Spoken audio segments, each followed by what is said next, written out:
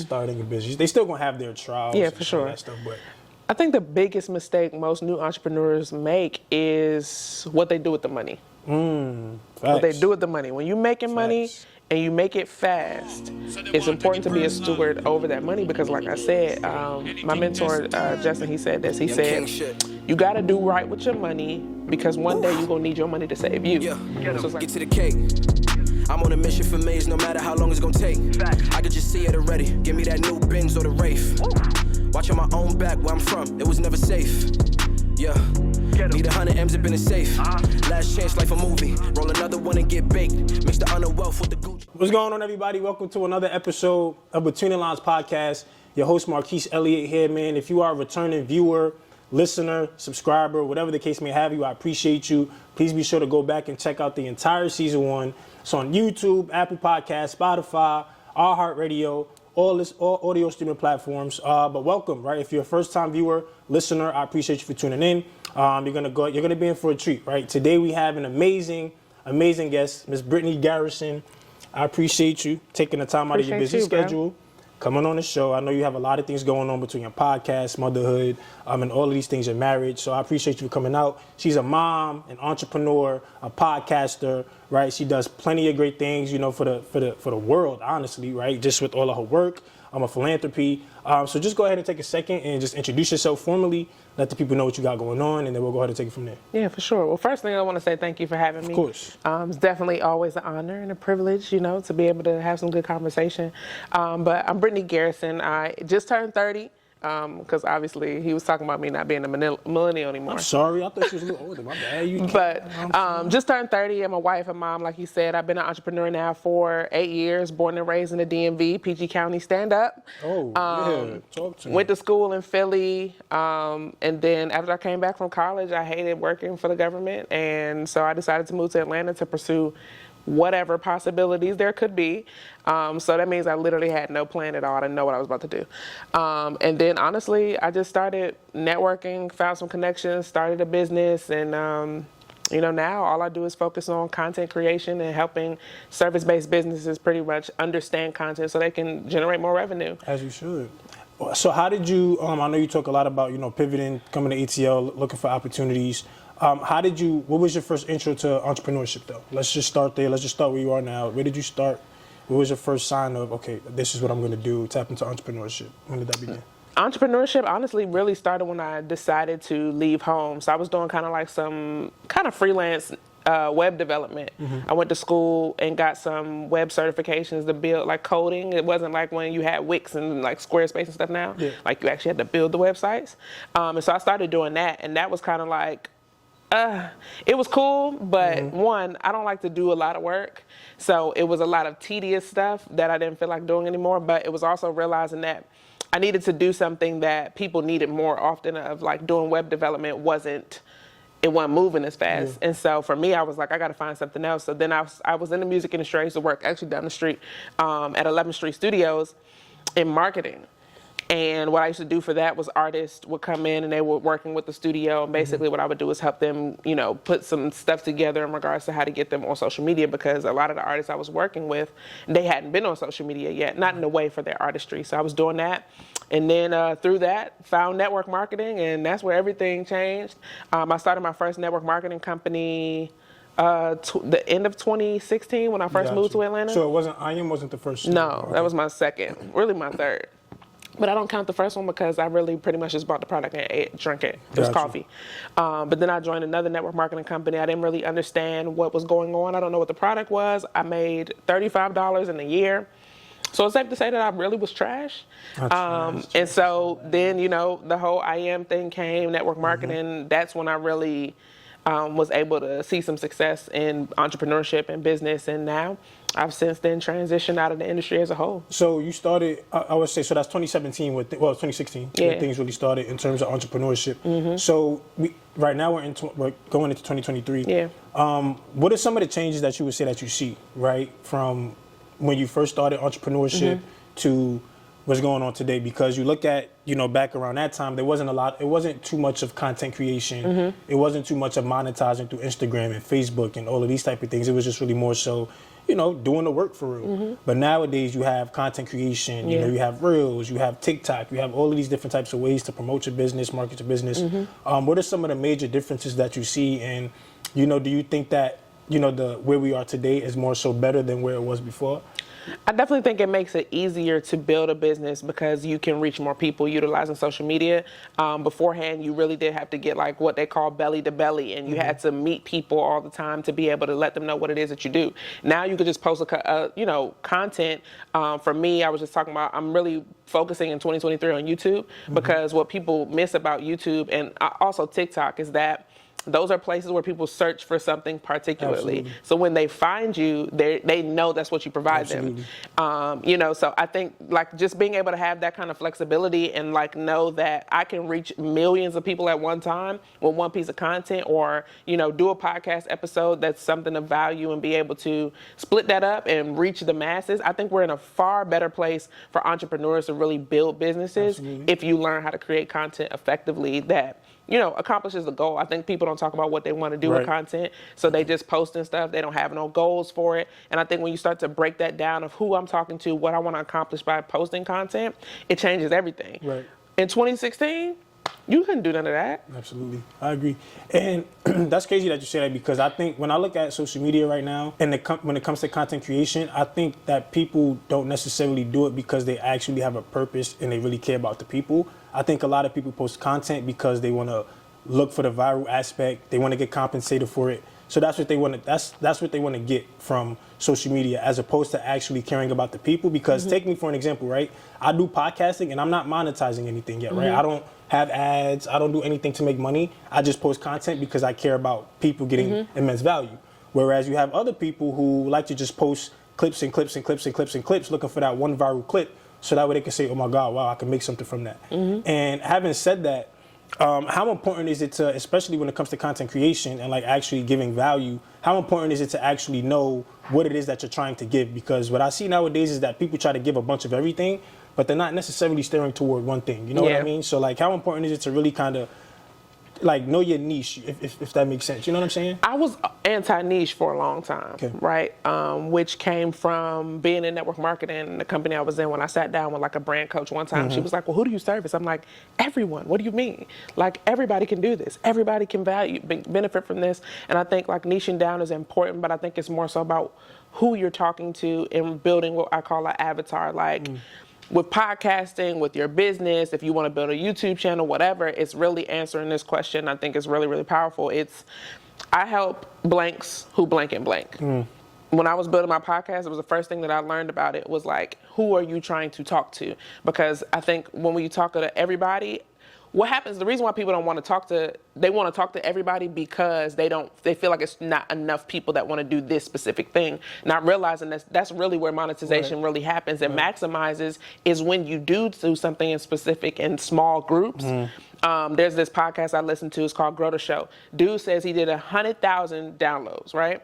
100,000 downloads, but only 220 people opted into his program, made him 7 figures. Wow. So sometimes we don't want to do the thing that we feel like is so small audience or whatever, not realizing that actually will pay you more because they are looking for that. It's a specific person that you're talking to. So they more bought in than just the generalization. So niching, it's not always easy, but that's why I say I like the avatar kind of vibe of it, because the avatar now allows you to say like, I help blanks who blank and blank. Wow. Now it's, now I know who I'm servicing. Yeah. So let's kind of pivot back real quick to like the network marketing aspect, right? Because, granted, I did network marketing as well. And one thing I will always be grateful for is like the skills that I've learned and developed, in terms of business, preparation. I think it's no coincidence that a lot of the successful entrepreneurs that we see today, they started in network marketing, believe it or not, right? So for you, what are some of the, skills and some of the developmental tactics that you've learned and that you carried over to, what you got going on now? You know what I mean? One, mindset, mentality, being able to do something over time. Network marketing, my second company, was the first time I didn't quit something when it got hard. And, I didn't have immediate success. Like, I'm like, oh, we're going to make $10,000 a month. I'm about to be rich. And I didn't make $10,000 a month in my first 30 days like I expected. And so I'm like, okay, this is too hard. It's hard just like everything else. else has been, but that was the first time I had made a decision to like see something through its difficulty, see something through its infancy, see something through, you know, over time to see what you can make of it and what do you need to alter within yourself in order for you to get to those places. So the first thing was really just being consistent at something over time. The second thing will be confidence. Like I have a vocal degree in vocal performance as a singer because I hated talking, because I had a stutter. And I feel like it was a self-inflicted stutter because I felt like mentally when I spoke, in my mind, I felt like people were like, what the hell is she talking about? Yeah. This does not make any sense all the time. And so it would cause me now to speak differently, which now created a stutter, which was weird. And I'm like, I've never stuttered my whole life. So let me just go and pivot and just sing so I never have to talk. And so it really helped me to understand my voice. I really even had to have an affirmation that when I speak, people listen. When I speak, people listen. When I speak, people listen. And it got me to a point where I speak and people listen, you know, because I understood the authority of what my voice could do. But, you know, it's one thing to be a leader and say, like, have leadership qualities, but it is also a skill set that has to be developed, and learning how to lead people, learning how to deal with different personalities, because I'm a hardcore, like, let's get to the money. What are we talking about? Don't talk to me if you're not trying to get the money. You know what I'm saying? But then the person that's like, well, I want the money because, you know, I just want to save the world. And I'm like, for what? Wow. Like, let's get to the bag. The person that's like, I want all the facts and all the details. I don't want to talk to you this long if you're not about to get started. And then the person that just want to have a good time, and I'm like, what are we celebrating? Because we ain't done nothing. You know what I'm saying? So having to learn how to kind of navigate through conversations with different types of people and seeing the value each type of person had in your team, in your organization. So really people skills, because I mean, at the end of the day, at the job, you go to do the job. When you have to deal with people every single day, because they also are, you know, incorporated into your income, you have to service people differently. So I learned customer service, customer care, people management, but ultimately really just how to stand on my own and feel like the authority that I knew I could be, and seeing something through so I could be successful, so I can make it make sense. I love it. And you said something about consistency. It's so funny because one of the things I wanted to ask you is just like, one thing I see about your platform and your, you know, when it comes to social media is the consistency, right? You have a lot of great content. You know, you always have value flowing and flowing and flowing. So in regards to consistency, how important is that, right? Like, I know when it comes to content creation, when it comes to being an entrepreneur, you got to be very consistent when it comes to providing and, you know, content, or just being there for your team, or whatever the case may have you. But how important is it to be really more so consistent with, you know, your well-being? You know what I mean? Like, in order for me to give value and provide and give, like, I got to be well first, right? So how much work does it take for you to just remain consistent on an internal side before you actually could provide so much for the people? You know what I mean? In 2018, I was really doubled down on the personal development, 2018 into 2019, and building my mindset to understand really the inner me, because I understood what you said. Like, you can't pour out if you're empty. I tried it. You know what I'm saying? I saw my bro Riyadh, you talked about him earlier. He was doing like a Monday night call, and he was just giving all the value. And I'm like, oh, that must be what success looks like. Let me go do what he's doing. Only I'm not even filled up enough to make this make sense. I can't even keep this up. I think I did like 2 calls and was like, this is too much. So I had to really start to pour into myself, not to give it to other people, though. I think sometimes you only fill up just so you could pour out, versus like really reframing my mindset of what I thought, what I believed, what I understood, and really where I saw myself going, so that I can really understand success principles, understand even having those, you know, specific audios or books that you go back to when I need to know, like, I'm about to go to this next level. I'm building something new right now, going into 2023. And I know exactly what audios I need to listen to get me in the mind frame of building.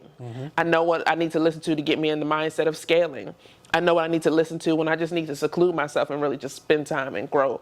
And that's really what 2022 has been. So consistently building yourself up, going to the events, immersing yourself in different cultures so that you can learn from people. I think it's important, if you're going to lead or build anything, to continuously build yourself up in what you know. Because, you know, there's something called the law of the lid, where it's like, if all you know is all you know, And the people that are following you, or the people that you want to follow you, clientele, all that stuff like that, you can never get to the next level. If I start working with people, entrepreneurs or whatever, but I then want to go to corporate America, I want to work with Fortune 500 companies, well, there's a different level of things I need to know. A different person that I have to grow into. So consistently doing that, like, it can never stop. Yeah. And you also spoke about like just pivoting, right? I think pivoting is very crucial as well when it comes to entrepreneurship, because sometimes things are not going to ultimately turn out the way you wanted to, but sometimes you pivoting could actually turn into the blessing that you didn't know that you needed. So For sure. how crucial is it to be for somebody to be willing to accept that pivot? You know what I mean? Like having to do it, but not realizing that sometimes when you do make that decision, like it can be the best thing that you've ever done. Right, because I know there's so many entrepreneurs who are so comfortable, they're so content for sure. with like what they're used to, what they know, but they don't realize that one decision or that one change could just change everything for you forever. Like when it comes to you and stuttering and deciding to single, whatever the case may be, that worked out for you. Right, but for the people listening, how important is it for them to realize that if you got to make that decision to do something different, that can be the best decision for you. You know what I mean? Yeah, I think it's important to kind of evaluate life. And, you know, for me, 2022 has kind of been a really reflective year in like, what does Brittany want? Who is she and who is she going to be? Who do you want her to become? Right. And what that meant for me was being comfortable with, it's been this way for so long, but you can do more than this. You know, you're so used to it. There's not even a challenge in it. You know, switching companies, all that stuff. Like there's challenge in doing something new, but something totally outlandish. And I'm like, I've never been the person that did everything that everybody told me to do. I had a government job that was offering me $75,000 a year, and I was 22. That's a big bread. Why would I ever leave that? You know what I'm saying? To people, they're like, that's crazy. What are you doing? You just got out of college, whatever. And I'm like, nah, I'm moving to Atlanta. Don't even put me up for the promotion. You know, that was my energy. And my mom was like, what are you even about to go do? I'm like, I don't know. I'll figure it out. And I moved to Atlanta, and then it was like, all right, cool, let's go in the music industry. And I found network marketing. And I'm like, well, I did go to school for 5 years to do this, but this seemed cool too. Let me do that. And so I think after I got into the redundancy of what entrepreneurship, especially from a network marketing space, was, it's kind of like if it ain't broke, don't fix it. When you start making money, you start making a lot of money at that, and a lot of money fast, we both know how that money could be. But it's like when you start to make that money so fast, you get into a place where it's kind of like, it's always going to be like this. Right. Now you get stupid, which and that's not true. Like everything has ebbs and flows. The market, everybody's talking about this recession right now. They're talking about the stock market. Everybody's talking about crypto. They said leave the NFTs in 2022. And what that, that's what I'm saying. I did. I ain't gonna lie. But what you got to understand is that everything has ups and downs. Why do you think that you're just gonna go up and stay there? Right. You know what I mean? But you know, I kind of got a little dazed, like, oh, it's always gonna be like this. When you're doing it for consistently, you're making that kind of money over time, you feel like nothing will ever change. And because of that, when you're forced into a pivot, people don't want to take it. Sometimes you have the opportunity to pivot. You think about big business. Big business is looking for their moment to sell their business. They're building it all as high as they can for the moment to sell it. But I think sometimes entrepreneurs, you know, especially when you're new into entrepreneurship, it's your first time being successful, you kind of get caught up in it's always going to be like this. Right. And it's not always going to be like that. So pivoting for me was really monumental. And honestly, like my pivot 100% is 7 days old. It's not long. My pivot is 7 days old because I had to really make a decision, but I had to sit with myself for a long time to make sure it was my decision. I'm 100% aware that I'm a people pleaser. And I think when you do people business, it amplifies it. Yeah. How do I serve more people? Or how do I look like this? And when you now have created these looks, what does that look like if you switch? What does it look like if you change? What are people going to say if you're no longer in this state of being that they expect you to be in? And for me, it was very hard to deal with the thought of what I would be losing or considered loss if I changed up. Right. Is it friendships? Is it relationships? Is it potential networks? Is it money? Is it and I really had to sit with this for the last 5-6 months of really saying like, all right, listen to yourself. Listen to God, and what is God moving you to? Because if he wanted you to do the things that you're capable of, I really feel like my experience in network marketing was like a sneak peek. It was like giving you the platform to develop the skill sets that I need you to have in order for you to do what I need you to do. You know what I'm saying? This is kind of like training wheels. And I had to be confident enough in my ability of who I am. My mom always said when I was building those businesses that it's not the company, it's you. What the company has given you is a platform to develop the things that you need to develop in this space. And so when I talked about pivoting and considered pivoting, what I really wanted to be sure of is that it was a Brittany decision, and it was a God move versus just doing things based off of what it was going to look like to other people. And that's hard because what people don't talk about is grief of your life. So, yep. Most people only talk about grief in people. I had to spend the last 6 months grieving everything that I expected 2022 to be.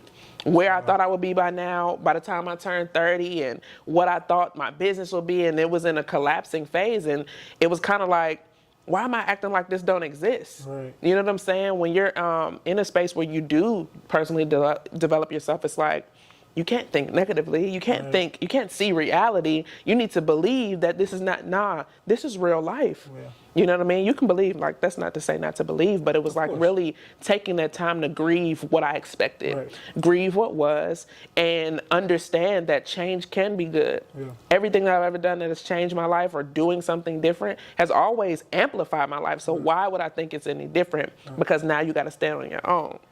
So I love that. And how important is it for you to learn? Like, you know what I'm saying? Like, who do you study?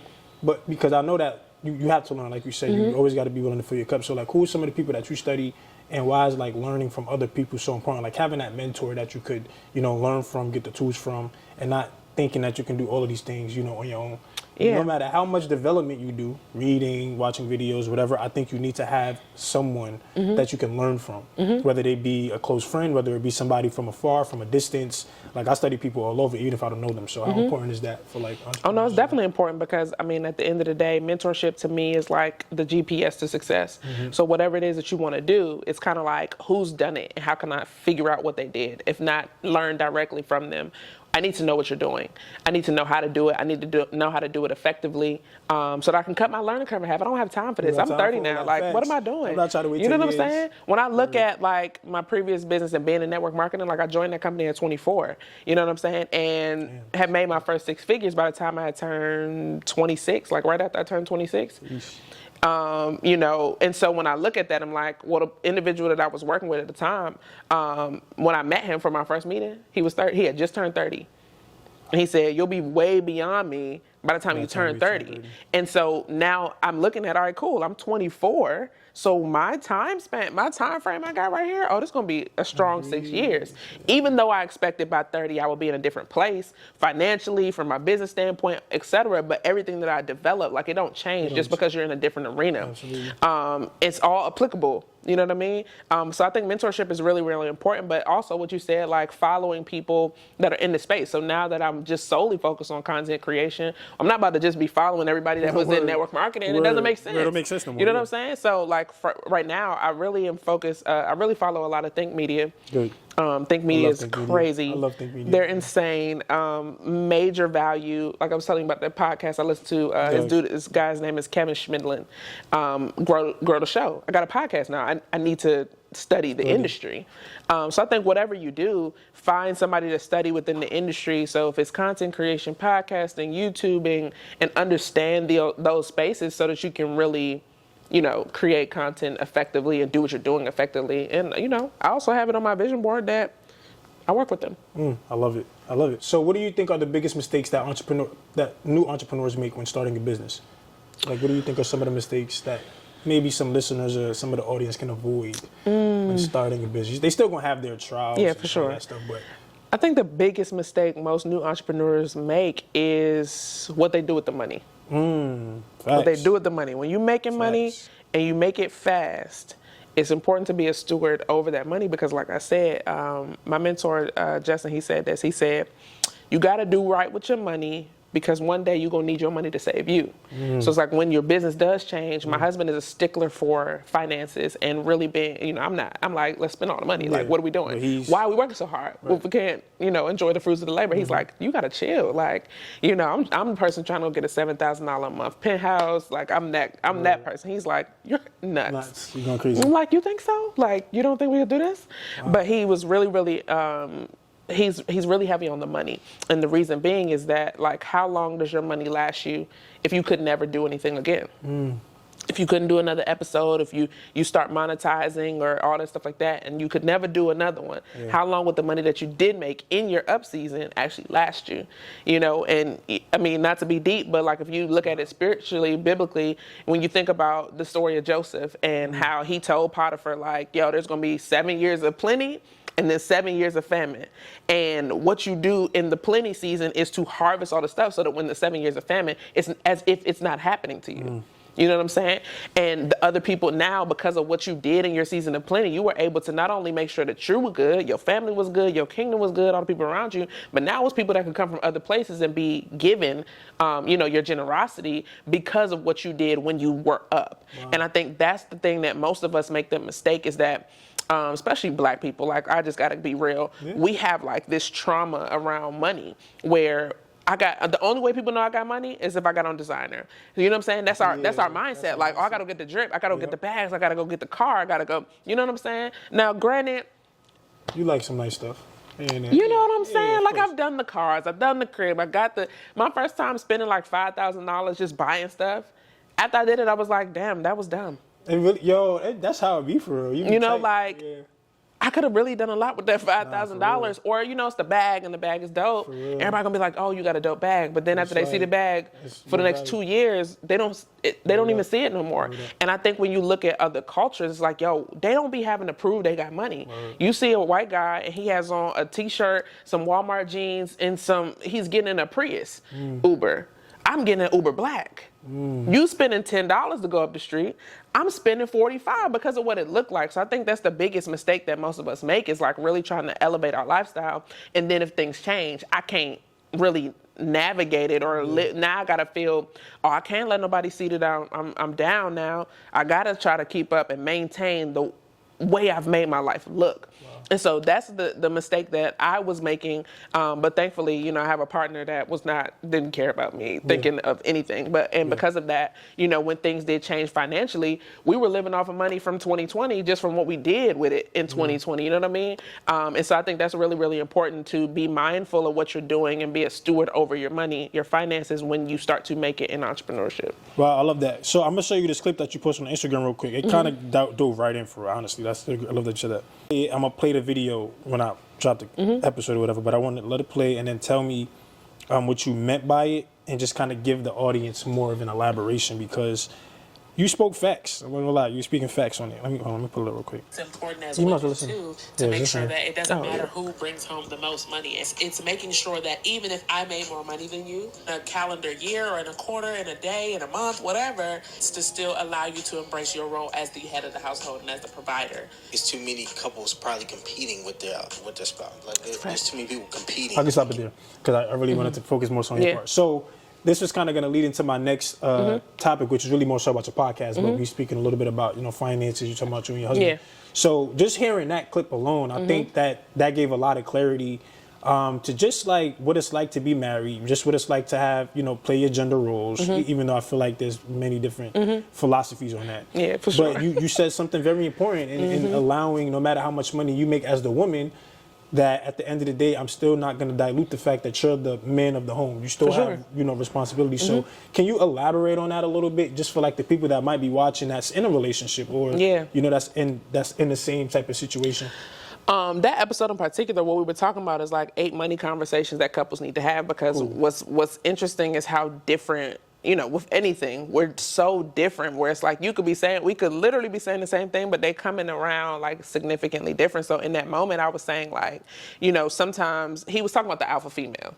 And so he was like, you know, as women now, you know, you're over here focused on being the boss and doing all this stuff. But it's like, you know, you got a man at home and now people calling him a simp because he cleaning the dishes. You know what I'm saying? And it's like, nah, I think it's important for you to maintain your husband's masculinity or like I would never go home and be like, nigga, I make more money than you. I bring in, you know, I'm like, because you wasn't doing that when I was broke and literally you were paying all the bills and you were working 12-hour days for a year and a half, 2 years, just so I could figure my life out. I could never do that.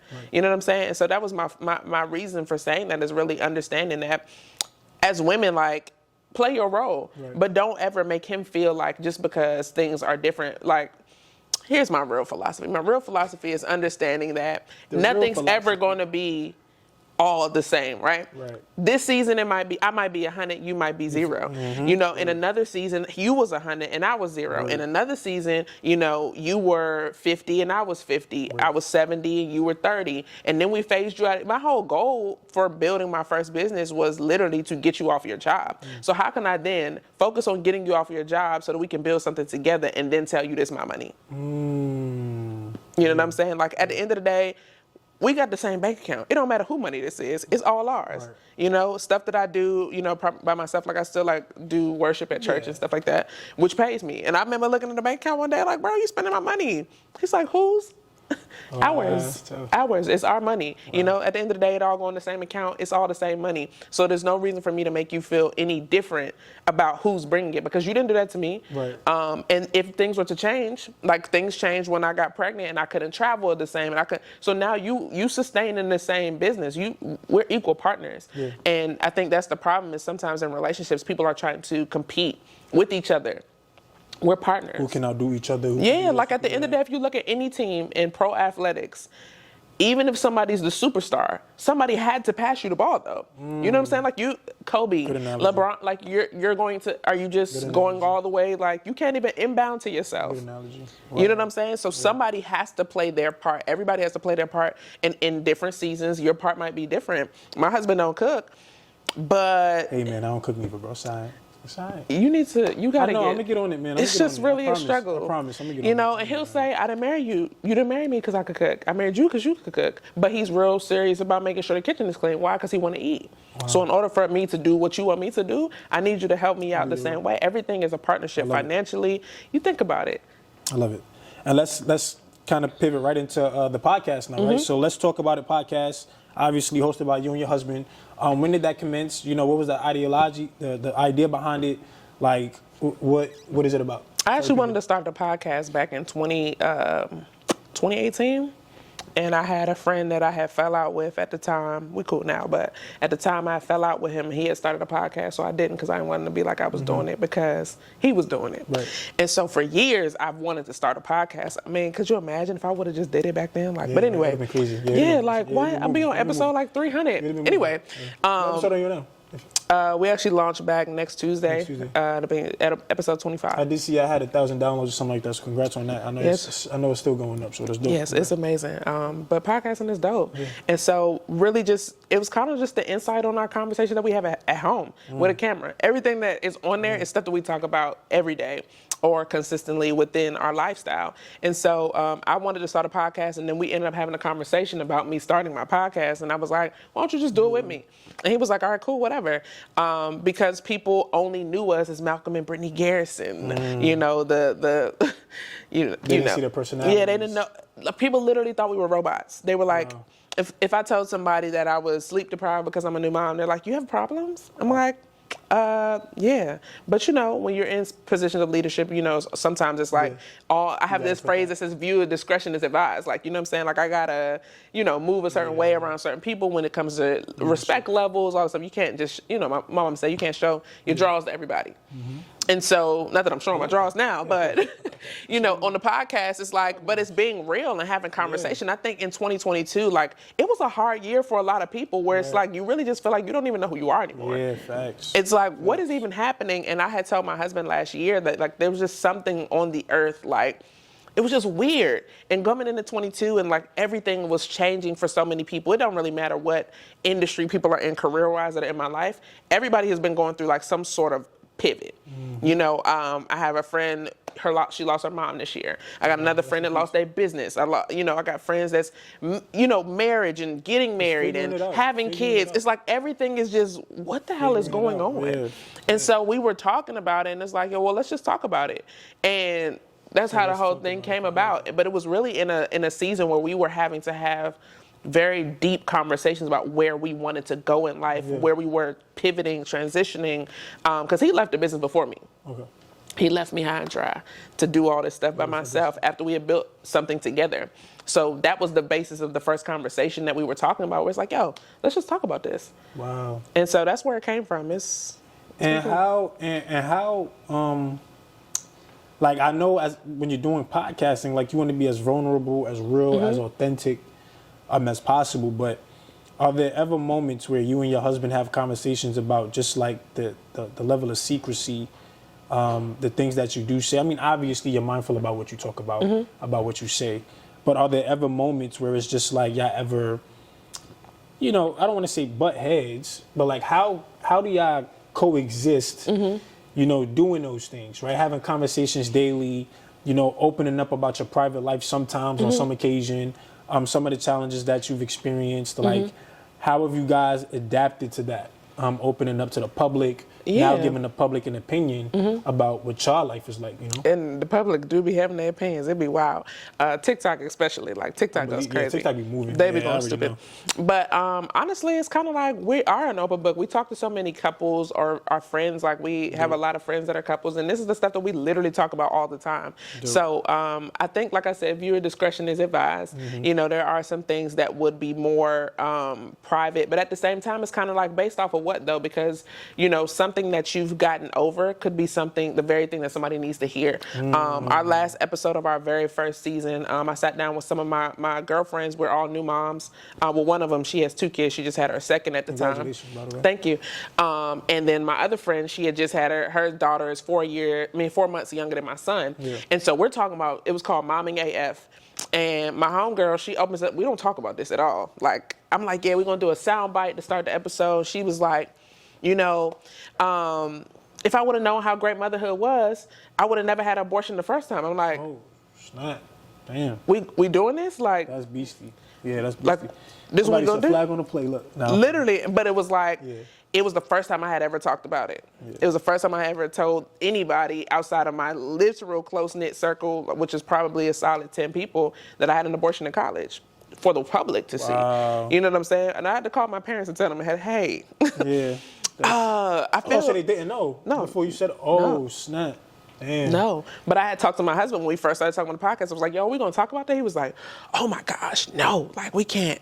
Your parents are gonna hate me. But he was like, I don't care if my parents find out, but your parents are gonna hate me. And I'm like, so we didn't talk about it, but when she brought it up, it was just kind of like, I was in a place where I finally felt free enough to say it. And like at the end of the day, there's so many women that do suffer in silence about stuff like that because of the shame and the guilt and, really just trying to overcome the feelings that come with all of that stuff and the decisions that you make. But when she said it on the show, I'm like, damn, you said that? We doing this? And I had a lot of wine too. And I was actively coming down with COVID in the same sense. I didn't notice till after the episode was over, I ended up having COVID like right after it was over. But we drank our way through it and we had the conversation and it was like, I felt so free because it's something I've hidden since 2013. You're talking about almost 10 years of secret? 10 years? Damn. And now I'm like, I know it was like a big load though. Even because now I told everybody, not just the world, but I had the conversation directly with my parents. Like they didn't find out on the show or nothing like that. But I had the conversation directly with my parents, and just to be able to be relieved of the weight was just kind of like. But even so, the response that was our highest downloaded episode from that whole season. I mean, like literally all over. Mom's just like, yo, like I never told nobody before. Man, that's big. And I kind of want to, talk about, motherhood now a little bit. You newborn, you're a mom. I realize that as a woman and obviously as an entrepreneur, as a, doing everything that you do, you have to give so much, to people. But when you're pregnant, a lot of that comes to a halt because you have other obligations, other responsibilities, right? And your husband tends to you and he tries to hold it down. How is that period for you going from, moving in entrepreneurship, at your highest to having to pause for a little bit? And not saying that it's a bad thing, but just to know what that experience is like, having to pause or take it slow a little bit because you got to focus on your pregnancy and then having to, catch back up again and hitting the ground running. Like, what is that phase like for women? You know what I mean? And I'm sure it's different for everybody, but it's definitely different for everybody. But for me, in that moment, I felt horrible. I hated everything. I hated every moment of it because I was pregnant in COVID. What was happening during that time is that a lot of moms, there's this period of time in your pregnancy where like, I realized that when they talk about morning sickness and all that, it's actually a good sign that your child is okay. So I had to take that on as a badge of honor of like, oh, okay, I'm good. But there's a period in between that when you're from your first trimester to your second, where it's too early for you to feel the baby moving, but you no longer have morning sickness. So you're in this confused place. And what was happening during COVID is that a lot of moms will be asymptomatic and they would get to their 20-week scan and there's no baby. And so like my doctor was like, you can't get into no big crowds, no travel, and you know the type of business, like there's always big crowds. There's always travel. What do you mean I can't do anything? You know, I didn't expect that at all. And so for me, it was really, really difficult because I felt like, what will it become if I can't do what I've done or do it how I've done it? Right. But then it's like on the other side, it's like, damn, why have I done it so hard for so long if I can't take a break? So I was in between a lot of feelings, and you know, but I mean, I had a really, really great pregnancy. I have a very supportive partner, and like I said, my husband in that time took on the majority of the way we were building our business. But what happened was the expectations after. That was way worse than the actual pregnancy itself, because what you feel like is like, oh, I can't wait to drop this baby. And are you seeing expectations in terms of like the work, or? Yeah, like, I mean, well, motherhood is crazy in itself. That's a whole nother thing. So the expectations of what it really would entail, or what it would take for me, or how could I do, I really question, like, how can I do both? It's easy to get up and somebody be like, yo, come to whatever, and you're like, all right, bet, cool, I'm gonna book a flight. Now I'm like, who gonna watch the baby? Right. Oh, I gotta go call my mama and ask my mom, can she come to town from Maryland to watch my son? And like, it's a lot more. And so my expectation and the expectations of others was that once she dropped the baby, like, she back. And I struggled really hard with that she's back. And what happened was, what I realized is there's sexism in entrepreneur, in really anything. It's not intentional, but if I was a dad, nobody would ever be like, it's like they was giving me, I miss the old Kanye vibes, like literally like, yo, I need you to get back. And I'm like, what am I doing? I was doing a presentation the night before my water broke. Whoa, that's crazy. My husband was doing a presentation in the hospital parking lot. You know, we're not talking about like, so for me, I was like, damn, like I've been doing this thing like hardcore up until the day I gave birth. You know what I'm saying? And so what the expectation was like, once you drop the baby, you good, you back on the road. I'm like, if I was a dad, that would 100% be true. Wow. The difference was I wasn't a dad. And so what people expected, because, you know, their dads or they've seen dads like, yo, you can get up and go after because your wife's going to be at home or your girl's going to be at home with the baby. So you can do what you want. I was the girl and I was the person building the business. So you know what I'm saying? So I felt like I was literally like being punished or, you know, whatever, because I decided to expand my life and become a mother. And it was like, Jesus. So although your motherhood journey is obviously still young, I still feel like you've learned so much throughout that phase. So what has motherhood taught you thus far? Patience and priority. Because prior to having my son, I would put everything on the back burner for my business.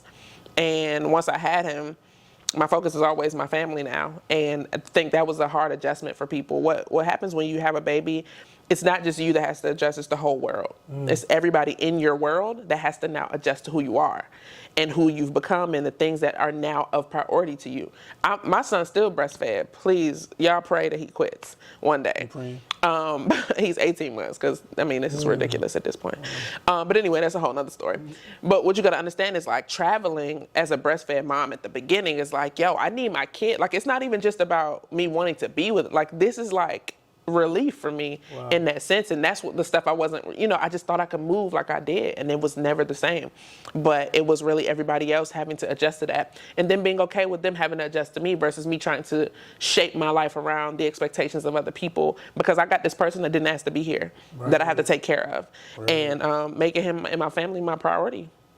Man, that's big. I love hearing motherhood stories. I'm sorry if I got a little, you know, into it. No, for sure. So how did, like, when it comes to just like the whole motherhood, business, marriage, where does the work-life balance come into play? It doesn't. How do you, I ask this question intentionally to every entrepreneur mother every time, and I get the same answer. Not one person says, make a schedule or make it. No. They always say there is no balance. There isn't. I love it. Like it's like you just kind of gotta flow. Like it. today, my husband and I are very scheduled based. So it's like, all right, what you got on the calendar tomorrow? Tomorrow he got a haircut. So he's like, what you got to do tomorrow? Because I me got to do too. my Shout haircut. out my boy. Me You know what I'm too. saying? So I'm like, yo, I got to go shoot this podcast tomorrow. I got to work out at 8:30. So I'm doing. Look, this is my day, and we're very attentive to each other's needs and their priorities. But it's never like what. First of all, he's 18 months. Once they on the move and stuff, like you don't want to feel bad. Like my TV is babysitting the kid and all this stuff like that. But I still got goals. I still got things I want to do. We still have to find time to reconnect and all that stuff to make sure that the relationship is maintained. So there is no balance. You just prioritize things. And my husband is my priority. My son is my priority. My business is my priority. But they all have different priorities. Right. They take up different space. And we're very intentional about our time with our son, our time with each other, and then the time for the business. Damn, I love that. So walk me through a typical day for you. When my son wakes up, typically 6 to 7:30, 8 is a great day. I do that. I do some consulting on the side for some tech companies. And so pretty much I check the chat, check my email, all the stuff like that, do breakfast. My son is usually done with his breakfast around like 9, and then there's this program called Miss Rachel, and that's his school right now. She's really, really dope. She's taught him a lot of speech. Her son was delayed with speaking, so her whole YouTube is like her teaching kids, babies, and toddlers how to speak. So he watches that. His speech is really, really incredible. He does sign language, all that stuff like that. Oh wow, I do sign language. My mom's deaf. Really? It's dope, yeah. That is crazy. Yeah, so if he was here and you open up a bag of chips, like he's sitting there like, say more. Yeah, all day. But it's not fun. Like milk and all that, I'd be like, shut up, chill. But yeah, so he does that, and then we'll chill a little bit. We'll do some other engaging activities, and then snap time. Where do you see yourself in the next 5 years? Next 5 years, I'll be 35. What's the vision? Yeah, oh yeah. Vision? Next 5 years, definitely 50 million. 50 M's. 50 million is the goal in the next 5 years in the Garrison Global Management brand. The podcast will be super successful. My son will be 6. We'll have multiple thriving businesses. On December 27th of 2020, what's this, 23? 22. 23, 24, 25, 27? Wait, that 20, what's 2 plus 5? I'm not doing that. 23, 24, 25, whatever. December 27th in the next 5 years. Yes. She's going to be back on here. 50 M's up. 50 podcast busing. Yep. Her son going to be 5 years old. He's an NBA prodigy. Write that down. That's 18 years, though. So 18? NBA prodigy. No, you said... At 18, he's going to be... You said 5 years. Yeah, but he can't go to the NBA when he's 5, though. Oh, you saying for the prodigy part. Oh, yeah. Prodigy. So, NBA prodigy, 18 years. Look, man, Brittany, I appreciate you. You gave us a lot of value. With everything that you got going on, I study you, your podcast for sure. I think it's Likewise, super dope. bro. I've definitely been tapping into them. I think you guys have amazing conversations. I think we need more, entertainers like us. And I wouldn't say entertainers, but I say entertainers because I think we're the real entertainment, right? Yeah. I think with all of this other stuff that we got going on in the world, it's so easy for people to just get their minds tainted. So just keep doing your thing. Shout out to your husband, shout out to your little man. And I wish you well, man. I can't wait to have you back in 5 years. And, we both up, right? Both our podcasts, top 10. You know what I mean? And we just doing good things. So I feel like people don't ask you this. What's your goal, 5 years? My goal, 5 years? I definitely would say a millionaire. I'm not sure what number yet. I didn't put a number on it yet, but a millionaire. My podcast would have been, definitely I want to be in the top 2 for entrepreneurship. Category-wise, I would have opened a sign language community service organization. And I think that's where I am right now. Like my main focus right now is just growing my podcast brand. Yes. Just, putting myself in a good position financially, not just because of me, obviously, but because of what I want to do for the brand. But I think that's really my goal right now. So millionaire, podcast, top 2 in entrepreneurship. And, I will have an organization for sign language in the very near future. So, you heard it here. Now in 5 years, we're going to be there. So, look, man, if y'all enjoyed this episode, how can the people stay connected with you? Let them know your platforms, your podcasts, all that. It'll be posted right here on the page. Let them know. Yeah, for sure. You can follow me on all platforms at Brittany Donnell. What just happened to my voice? I forgot to get my water. I hate forgetting my water, bro. All right, I think I'm back. Okay. You can follow me on all platforms at Brittany Donnell, and then you can follow the show at So Let's Talk About It Pod on all platforms as well. We have a podcast for millennials who are discovering or rediscovering themselves after major life transitions. So y'all tap in with us, y'all tune in, and thank you for having me, bro. Thank you so much, man. If you enjoyed this episode, like, comment, subscribe, download, share it to the world. Is going to be on, Apple Podcasts, Spotify is going to be posted right here on the screen. I love you all. See you guys soon. Peace. Yeah, get to the cake. I'm on a mission for maze, no matter how long it's gonna take. I could just see it already. Give me that new Benz or the Wraith. Watching my own back where I'm from, it was never safe. Yeah, need 100 M's up in the safe. Last chance, life a movie. Roll another one and get baked. Mix the honor wealth with the Gucci. Yeah, you know when I get up in it. I promise you gon' catch feelings. All you gotta do is hold it down. I told you I'm a killer's nigga.